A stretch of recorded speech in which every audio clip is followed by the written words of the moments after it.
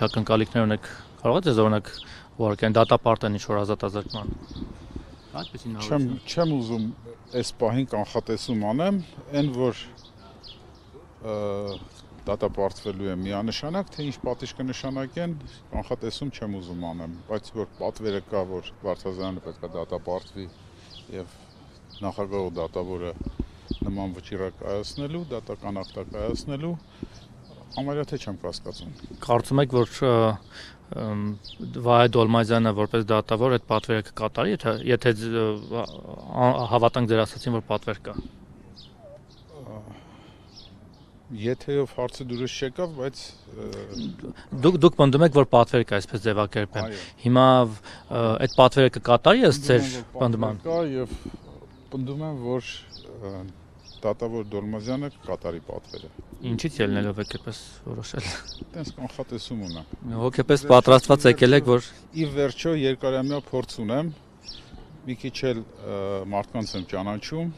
դատավորներին եմ ճանաչում եւ նրա վարքագծից ամբողջ դատավարության ընթացքում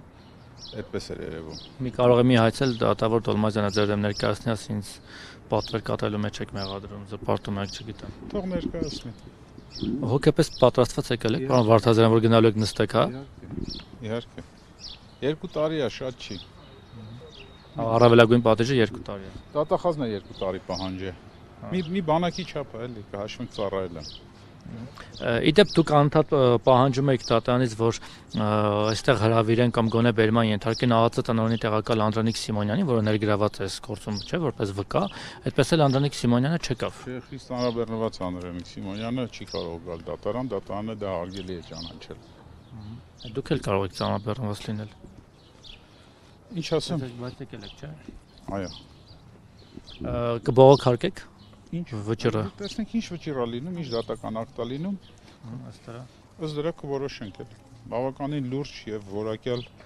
փաստաբանական թիմ ունեմ։ Թող հələ դատական ակտը լինի,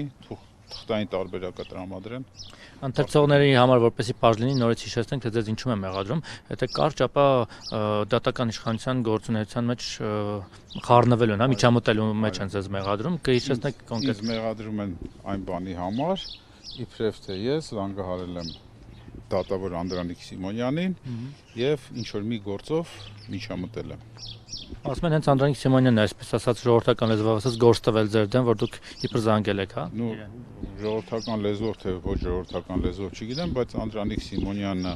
ըստ իր ցուցմունքների ձայնագրել է այդ խոսակցությունը եւ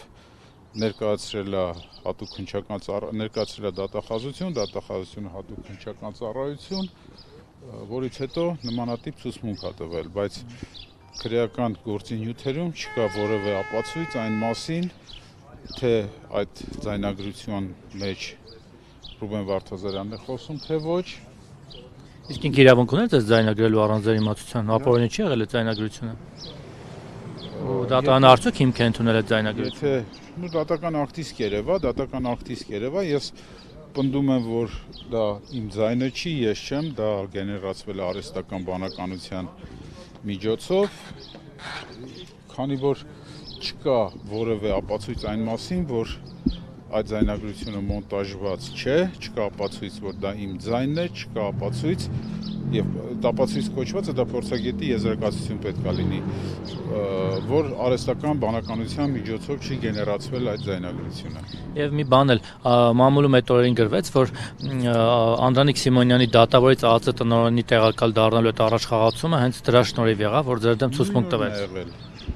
Ցուցմունք տալը ձայնագրությունը ներկայացնելը եւ նշանակվել է ԱԱԾ տնօրեն։ Դուք կարծում եք դա կապ ունի, այսինքն այդ իր առաջխաղացումը ձեզ ավելին քան վստահ եմ։ Դատարանի դուռը քաշ տալ։ Ավելին քան վստահ եմ, որ դա ուղիղ կապ ունի, դա եղել է արժեքը։ Իմ դեմ ցուցմունք տալու, այո, գինը։ Իմ դեմ ցուցմունք տալու եւ ԱԱԾ տնօրենի տեղակալ դառնալու մեջ ուղիղ կապ կա։ Լավ, ժամն արդեն եղավ,